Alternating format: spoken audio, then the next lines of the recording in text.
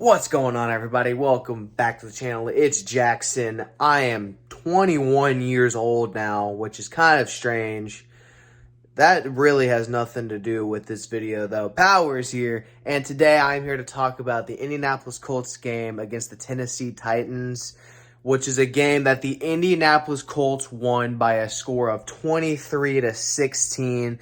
A very exciting game, very fun game to watch, and I was very happy about it given the fact that yesterday was my 21st birthday.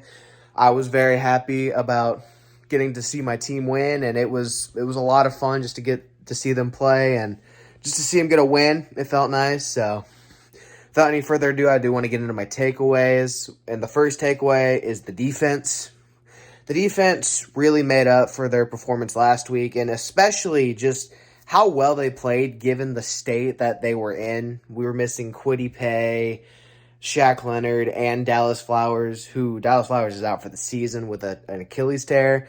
But yeah, we were missing three key players on defense, and we were able to shut down Derrick Henry, held him to 43 yards, which is something I did not expect because Derrick Henry always carves up our defense, like when we play the Titans. So I was very surprised that we were able to hold him to 43 yards rushing.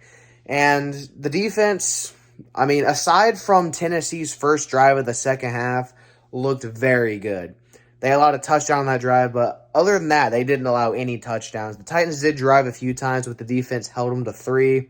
And I was very happy with how the defense played. The only thing I would nitpick is DeAndre Hopkins. He had a crazy game. He had, I think it was like 8 catches for 140 yards. That was real fucking cute, but it didn't, like, we really need to address our secondary because we cannot cover wide receiver ones. I mean, there was like 2 DeAndre Hopkins catches that were like heavily contested. All the other ones, though, he was wide open, and it's just like, DeAndre Hopkins is one of the best receivers in the NFL still, even though he's getting up there in age. He's still one of the best receivers. Like, you got to cover him, and Juju Brents did a decent job on him, but everyone else he would be open every time. And I just don't know why we wouldn't double team him. I know that like would really compromise our defense, but it's whatever. We won. That's all that matters. And yeah, I was very happy with how the defense played, especially Zaire Franklin. He had an amazing game. He had 12 tackles. Since 2022, he's had 16 games of 10-plus tackles. He's leading the league in tackles right now. He's at 69, and that's true. I'm not just making a sex position joke. That is a true fact. He does have 69 tackles. That leads the NFL.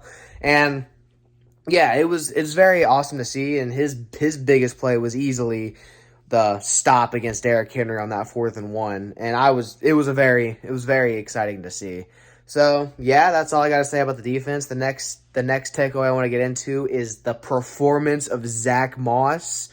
Oh, my God. Zack Moss, he had 195 total yards and 2 touchdowns. He had 165 rushing and then 30 receiving yards, and both of his touchdowns came on the ground, including I think it was a 50-something yard touchdown run in the first quarter that gave us a 7-3 lead.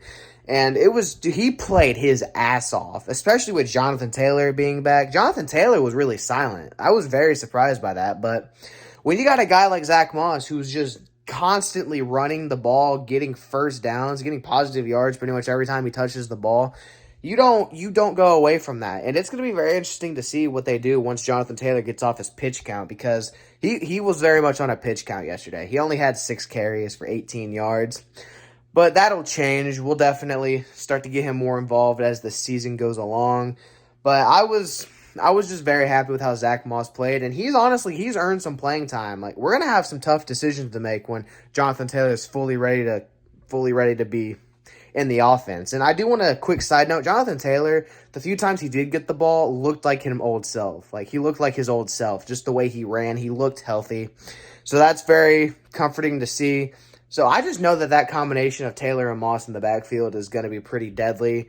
I mean, because when one gets tired, you just bring the other one in, and it's going to be awesome. So, Yeah, that's all I really wanted to say about that. I just had to highlight Zack Moss's performance. He had a very good game. The next takeaway I want to get into is Josh Downs. Josh Downs, he had an incredible game too. He had 6 receptions for 97 yards, including a I think it was like a 50-yard catch from Anthony Richardson on 3rd and 16 that moved the chains. Great throw by Richardson, great catch by Downs. Josh Downs reminds me so much of T.Y. Hilton. It's just insane. Like, I heard a comparison yesterday that I thought was perfect. It was actually from my dad, so shout out to him. But he said he's kind of like a combination of Marvin Harrison and T.Y. Hilton.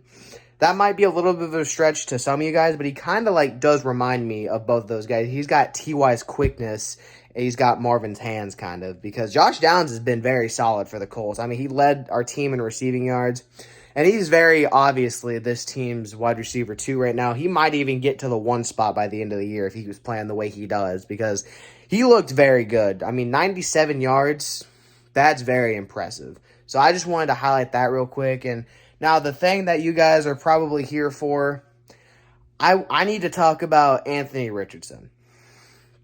He got hurt again. And I prayers to him. I hope he gets back soon. I really do. But it's just so unfortunate to see him just getting so unlucky. Like, this last one, as the current diagnosis is that it's an AC joint sprain, which is looking like the best case scenario, but he gets an MRI done later today, so we'll see. Well, he might have already gotten it by the time this video comes out. I'm filming this. It's like 12 at night, so yeah, I film these videos a day early before I post them, so yeah, he hasn't got the MRI yet, so if he has his MRI by the time this comes out, well, it's just not in this video, but yeah, it's looking like he avoided like severe injury. Like, at least right now, he's gonna probably be out a couple weeks. But before he got hurt, he was looking very good. I mean, he was 9 of 12 with 98 yards, and he was looking very solid. I think if he would have gotten to finish that game, he would have put up some really good numbers. But with Anthony Richardson going out, you know what that meant? It was Minshew Mania time, and he came in and did his thing. He managed the game, didn't do anything spectacular. He was 11 of 14. He had over 100 yards, no touchdowns, no picks. He took care of the ball, did what he needed to do. And like I said in the Texans recap, when I saw that Gardner Minshew had to come into the game, I was not concerned about the offense.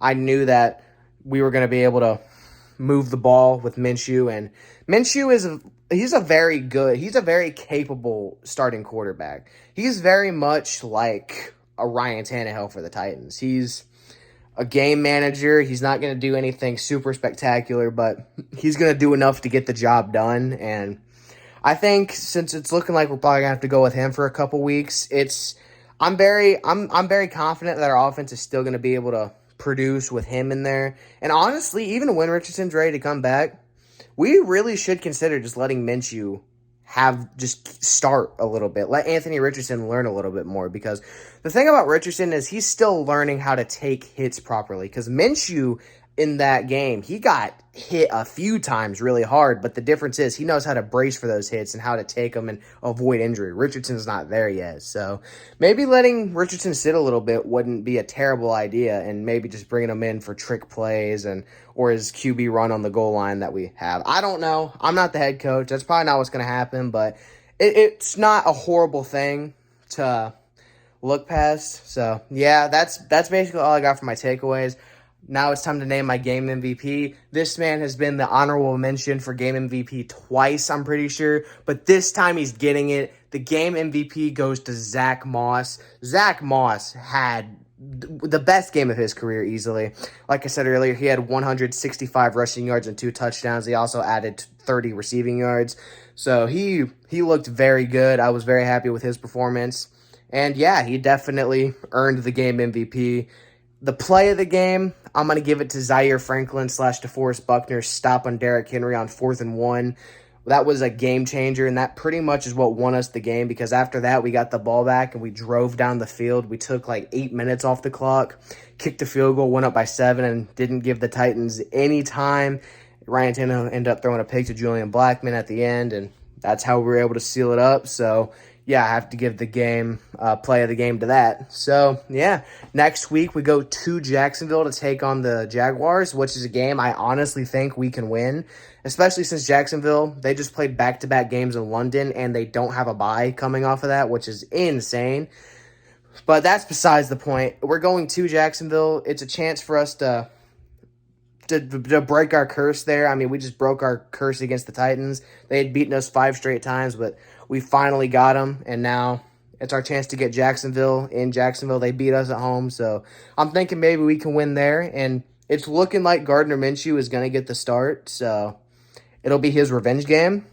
So it's going to be interesting to see. It's definitely a game the Colts can win, but yeah, I'm excited for this season. This team just has so much fight in it, and I think all of our games are going to be winnable, and that's just what I want to leave here with that. So, yeah, this was my 21st not too long ago, so I'm still recovering from that a little bit. So, if this video made no sense, I apologize. But with that being said, thank you guys so much for watching this video. If you guys liked, don't forget to like, comment, and subscribe, and turn on the bell notifications, and for everything in the description box. I'll see you guys next time. Bye.